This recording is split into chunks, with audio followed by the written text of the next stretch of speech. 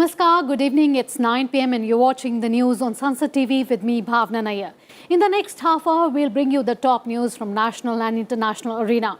Prime Minister Modi's remark at the COVID summit, the developments in Sri Lanka and much more from the world of business and sports as well. But first, the headlines. Prime Minister Modi addresses second global COVID virtual summit, asserts humanitarian supply of COVID vaccines will continue to poor countries. Lok Sabha Speaker Om Birla underscores need for public participation in legislative institution, stresses need for action plan to help northeastern states achieve sustainable development. Elections to 57 Rajya Sabha seats in 15 states to be held on 10th June, notification to be issued on 24th May. Mining and manufacturing lead 1.9% industrial growth in March. Industrial output in 2021-22 crosses 11%. Ranil Wickremesinghe is the new Sri Lanka's Prime Minister. President Gotabaya Rajapaksa agrees to strengthen Parliament. Former Prime Minister Rajapaksa banned from leaving country.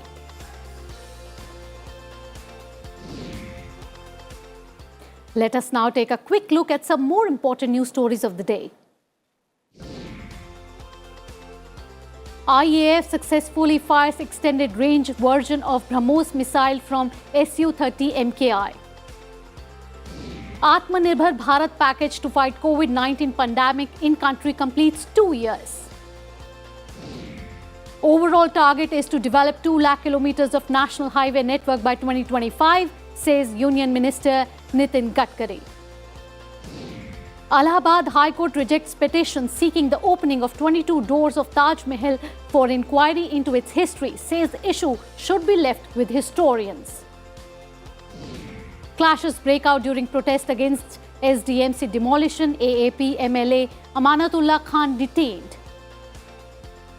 Varanasi court says Gyanvapi inspection will continue, seeks report by May 17. Orders anyone causing hindrance to be booked. After Supreme Court direction, Maharashtra State Election Commission issues order on ward formation program of 25 Zilla Parishads, 284 Panchayat Samitis. CPI inflation surges to near 8-year high of 7.79% in April. Sensex and Nifty lose more than 2%. Rupee hits all-time low over investors' fear of more rate hikes. Even after 2 years of recovery, COVID patients have at least one symptom. Some remain in poor health, says Lancet study. And now news in detail. Prime Minister Narendra Modi addressed the second global COVID virtual summit on Thursday at the invitation of US President Joe Biden. The Prime Minister said India will continue to provide COVID-19 vaccine to needy countries across the world. The conference is aimed at exploring ways to combat the COVID pandemic, inspire new efforts, and build a robust global health security infrastructure. We must build a resilient global supply chain and enable equitable access to vaccines and medicines. WTO rules, particularly TRIPS, need to be more flexible. WHO must be reformed and strengthened to build a more resilient global health security architecture. We also call for streamlining WHO's approval process for vaccines and therapeutics to keep supply chains stable and predictable. Moving on, politics of appeasement ends when the implementation of government schemes is 100%. Prime Minister Narendra Modi said this at the Utkarsh Samharoh that he took part through video conference. The function was held in Bharuch district on the occasion of completion of 100% target of 4 major government schemes of the state government. The Prime Minister said under his leadership, the last 8 years of the central government have been dedicated to service, good governance and welfare of the poor. बेटी तुम्हारी जो संवेदना है ना, वही तुम्हारी ताकत है।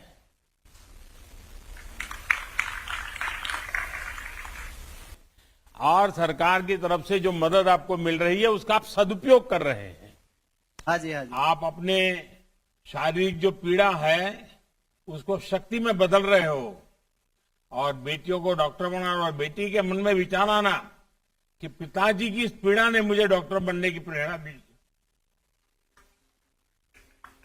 चलो याकूब भाई, તમને તમારા પરિવારને ખૂબ ખૂબ શુભકામનાઓ, ખૂબ ખૂબ ધન્યવાદ। Some more important news now. Elections to 57 Rajya Sabha seats will be held on June 10th. The term of office of 57 members elected from 15 states is due to expire on their retirement between June to August 2022. 11 seats are in Uttar Pradesh, followed by Maharashtra and Tamil Nadu with 6 seats each. Other states where elections are due include Andhra Pradesh, Telangana, Chhattisgarh, Madhya Pradesh, Karnataka, Odisha, Punjab, Rajasthan, Uttarakhand, Bihar, Jharkhand and Haryana. The southwest monsoon may arrive earlier this year in the country. According to the Meteorological Department, the first seasonal rain in Andaman and Nicobar Islands is likely on May 15. It's said that the monsoon will move over Kerala and then northwards. Meanwhile, light to moderate rain is expected in Andaman and Nicobar Islands for the next 5 days. Normally, monsoon arrives in Kerala on June 1st. Lok Sabha Speaker Om Birla underscored the need to prepare an action plan to meet the challenges of the diverse Northeast region and achieve sustainable development. He was addressing the inaugural function of the two-day conference of Commonwealth Parliamentary Association, India Regional Zone 3 in the Legislative Assembly in Itanagar. The Speaker said, the biggest challenge is to inculcate faith in democracy in the common man. The Lok Sabha Speaker said, it is necessary to have maximum public participation in the legislative institution to speed up development while preserving the culture and traditions. आज समय परिवर्तन हुआ है। आज इन लोकतांत्रिक संस्थाओं के माध्यम से सरकार की बातचीत, चर्चा, संवाद के कारण इन सारे इलाके के अंदर जहां उग्रवाद और आतंकवाद समाप्त हुआ है, वहीं उग्रवाद और आतंकवाद को समाप्त करने में इस विधायी संस्थाएं, लोकतांत्रिक संस्थाओं का विशेष रूप से योगदान रहा है। In his remarks, Rajya Sabha Deputy Speaker Harivansh said that the discussion on important subjects by bringing together the presiding officers of the Northeast states is a commendable step. He said the Act East policy is playing an important role for the all-round development of Northeast after 2014. आज की globalise दुनिया में हम अपनी समृद्ध सांस्कृतिक विरासत को पूरी तरह महत्व दें, यह बहुत आवश्यक है। Lok Sabha Speaker Om Birla also inaugurated Art Museum of Arunachal Pradesh Legislative Assembly at Itanagar.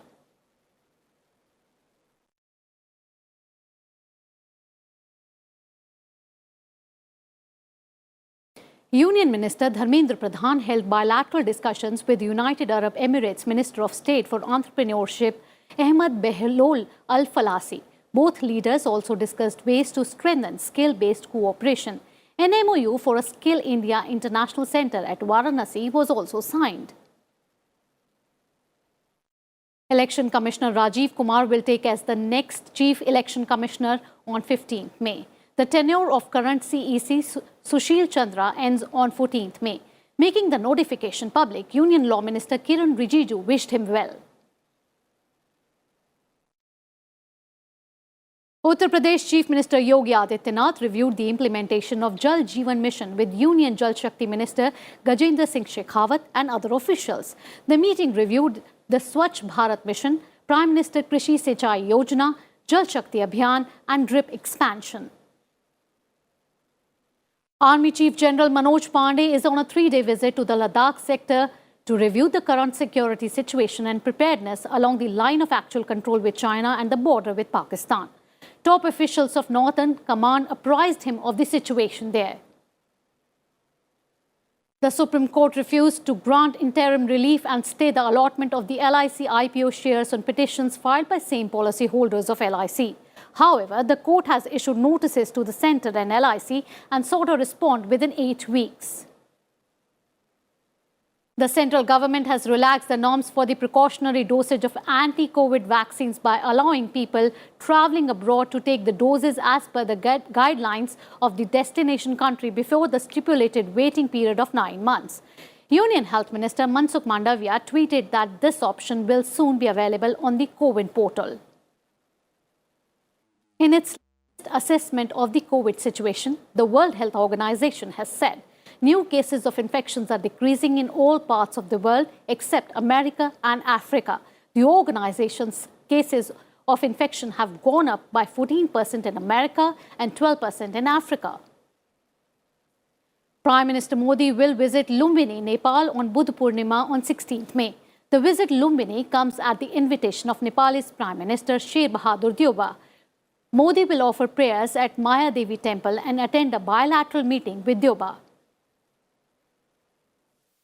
Cyclone Asani has weakened over coastal Andhra Pradesh. The Meteorological Department has forecast light to moderate rains in some districts of Odisha and West Bengal. In the next 24 hours, heavy rainfall is likely at isolated places over coastal Andhra Pradesh.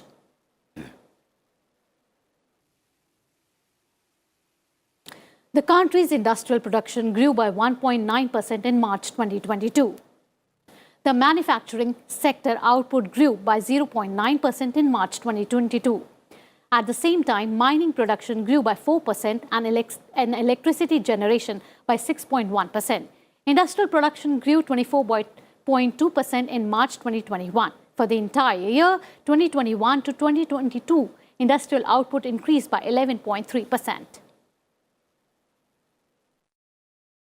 Slipping into a short break here, on the other side, a museum dedicated to Florence Nightingale brings to light little-known facts about the founder of modern nursing.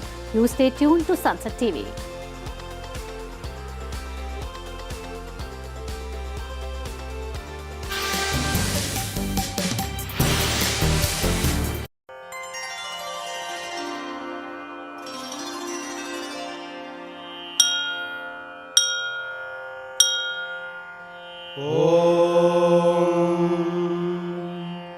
Kausalya Supraja रामपूर्वा संध्या प्रवर्तते. Venkatesh Suprabhatam. There are many Suprabhatams. Venkatesh Suprabhatam has been described as the most popular prayer in India. उत्तिष्ठ नरशार्दूला कर्तव्यं दैवमाह्निकम्. उत्तिष्ठोत्तिष्ठ गोविंद उत्तिष्ठ गरुड़ध्वज. तो आप समझ लीजिए एक किस्म की ये प्रार्थना है कि ये भगवान अपना शायन में हैं और उनके जो उनसे माने एक विनय किया जा रहा है कि उठिए और हम लोगों की मदद कीजिए. पहले जो 29 वर्सेस हैं basically an invocation for help in a way and to request the Lord to wake up from his sleep. वक्षो विहारिणि Manohar Divya मूर्ते Shri. Doctor विवेक देबरॉय के साथ इतिहास आज रात 9:30 बजे सिर्फ संसद टीवी पर.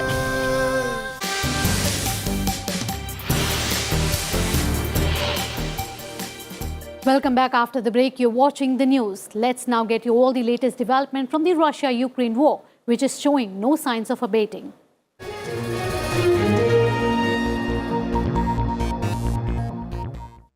The UN Human Rights Chief says her office has found Russian forces and affiliated armed groups are responsible for most civilian deaths during the war in Ukraine.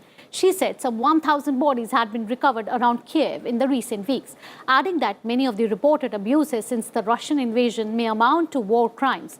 The United Nations Human Rights Council is deciding whether to launch and investigate alleged war crimes by Russia. Russian shelling killed 1 and wounded 3 civilians in the northeastern Kharkiv region. The shelling hit a village. In recent days, Ukrainians liberated several key towns around Kharkiv and pushed Russian forces towards the border. A Ukrainian attack reportedly killed 1 Russian and wounded 7 more in a village that borders Ukraine. The attack also destroyed 17 houses and 6 cars in the village of Soloki in Belgorod region on late Wednesday. Russia accused Ukraine of hitting several western Russian villages where fuel and arms depots are located, but Kiev has denied the claims.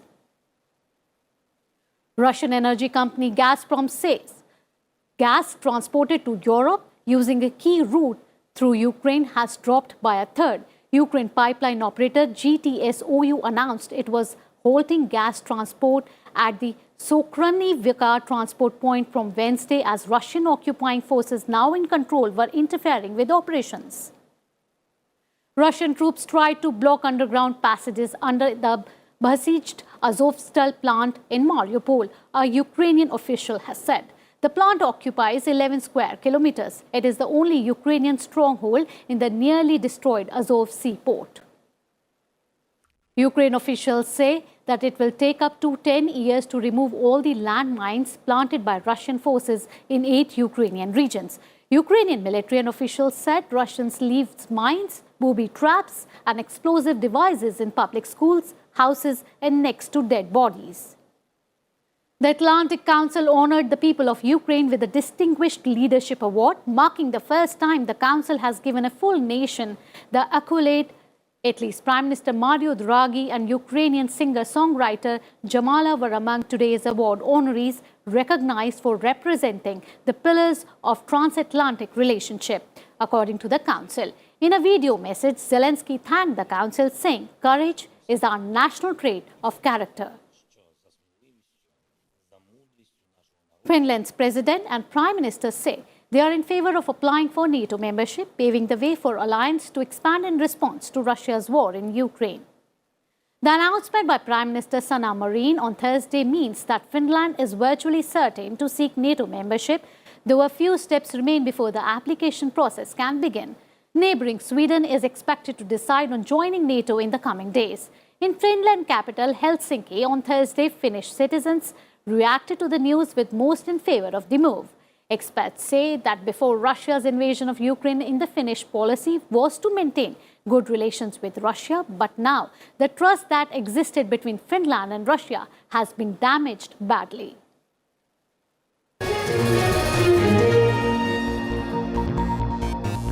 Some more of the global updates in this quick wrap.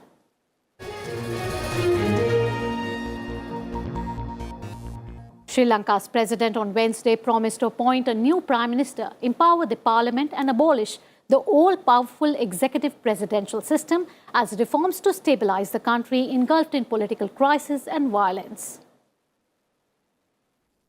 In a televised address, Sri Lankan President Gotabaya Rajapaksa said he condemns the attacks on peaceful protesters by mobs who came to support his brother and former Prime Minister Mahinda Rajapaksa, who resigned on Monday. Rajapaksa also promised to give away much of his powers to Parliament and, when some normalcy returns, take steps to abolish the country's powerful executive presidential system. Meanwhile, on the streets, authorities deployed armoured vehicles and troops in the streets of capital on Wednesday. Security forces have been ordered to shoot people indulging in violence, even as sporadic vandalism continued despite a strict nationwide curfew that began on Monday evening. Anti-government protesters are demanding the resignations of President Rajapaksa and his brother over a debt crisis that has nearly bankrupted Sri Lanka and left its people facing severe shortages of fuel, food and other essentials. In the past few days, 9 people have died and more than 200 have been injured in violent attacks in which mobs set fire to buildings and vehicles. Bureau Report, Sansad TV. And some more news from across the world. At least 25 people were injured after Tibet Airlines passenger plane caught fire at China's Chongqing airport after going off the runway on Thursday morning. 113 passengers and 9 crew members were safely evacuated from the flight, the airline said in a statement. The flight was headed from the southwestern city of Chongqing to Tibet's Nyanki. En route to Tibet, the airline staff noticed abnormalities and suspended takeoff, causing the jet to overrun the runway and catch fire.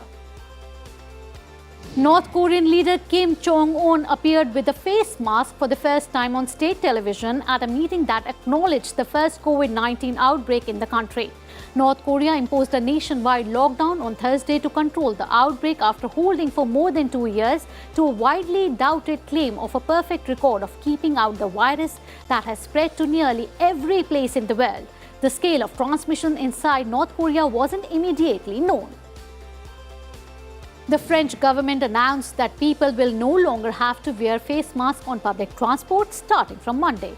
The French health minister said that the decision was part of a policy to lift most restrictions as the pandemic slows down in the country.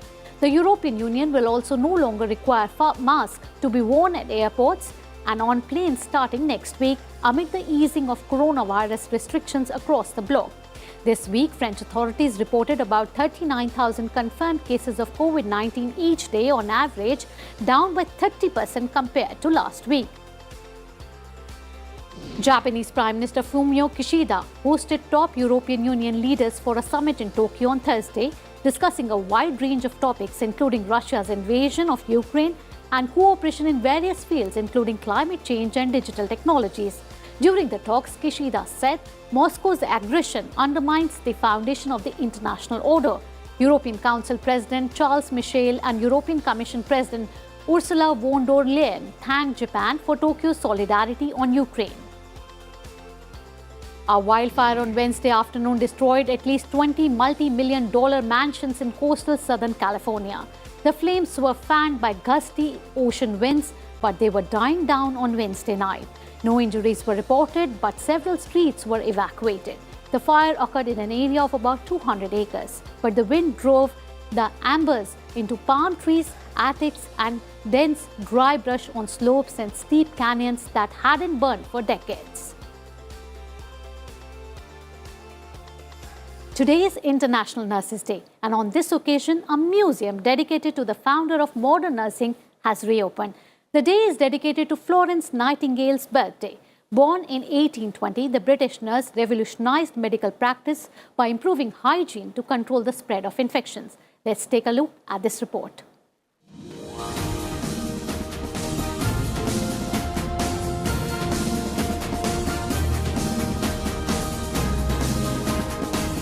Items owned by Florence Nightingale are on display at this museum, located on the grounds of Guy's and St. Thomas Hospital in London. Included is this notebook from the Crimean War, containing details of the nurses' wages.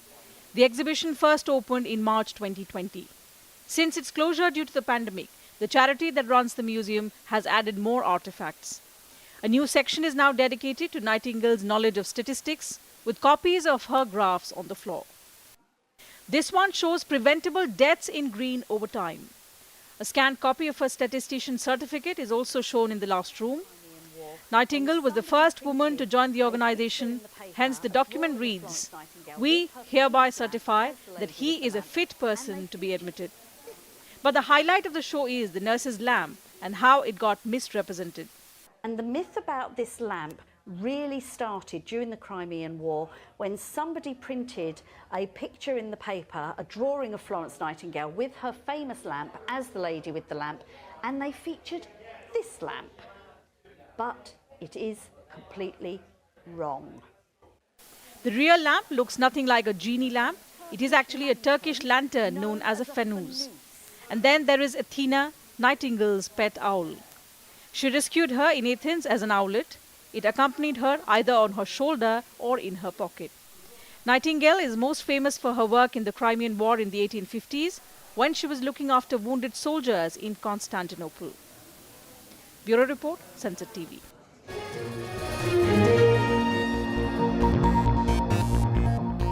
And now all the action from the world of sports.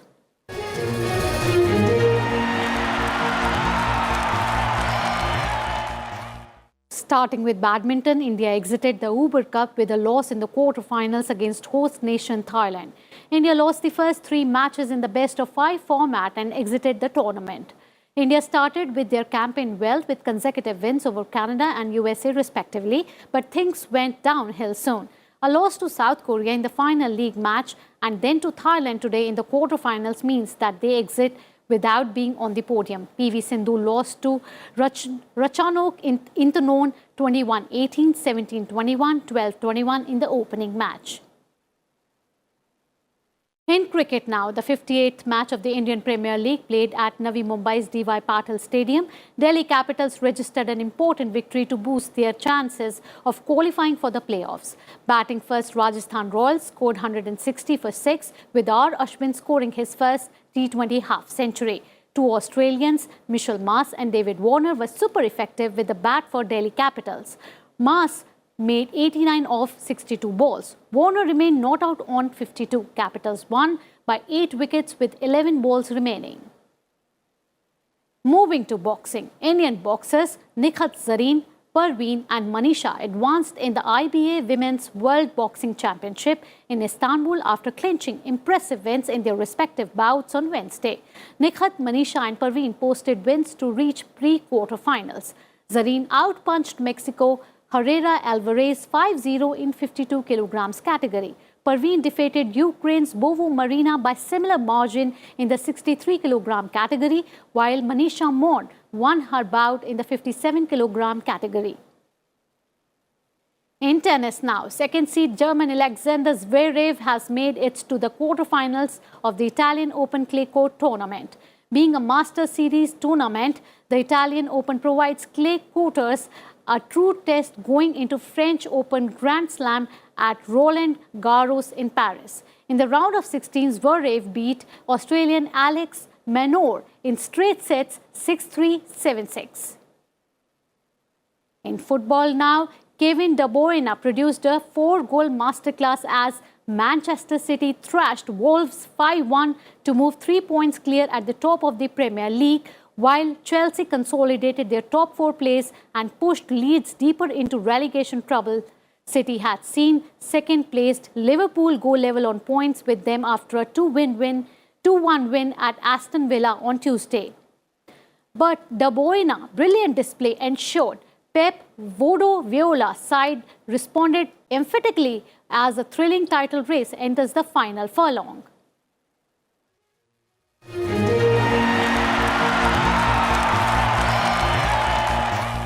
Let's take a relook at the headlines. Prime Minister Modi addresses second global COVID virtual summit, asserts humanitarian supply of COVID vaccines will continue to poor countries. Lok Sabha Speaker Om Birla underscores need for public participation in legislative institutions, stresses need for action plan to help northeastern states achieve sustainable development. Elections to 57 Rajya Sabha seats in 15 states to be held on 10th June. Notification to be issued on 24th May. Mining and manufacturer lead 1.9% industrial growth in March. Industrial output in 2021-22 crosses 11%. Ranil Wickremesinghe is new Sri Lanka's Prime Minister. President Gotabaya Rajapaksa agrees to strengthen Parliament. Former Prime Minister Rajapaksa banned from leaving country.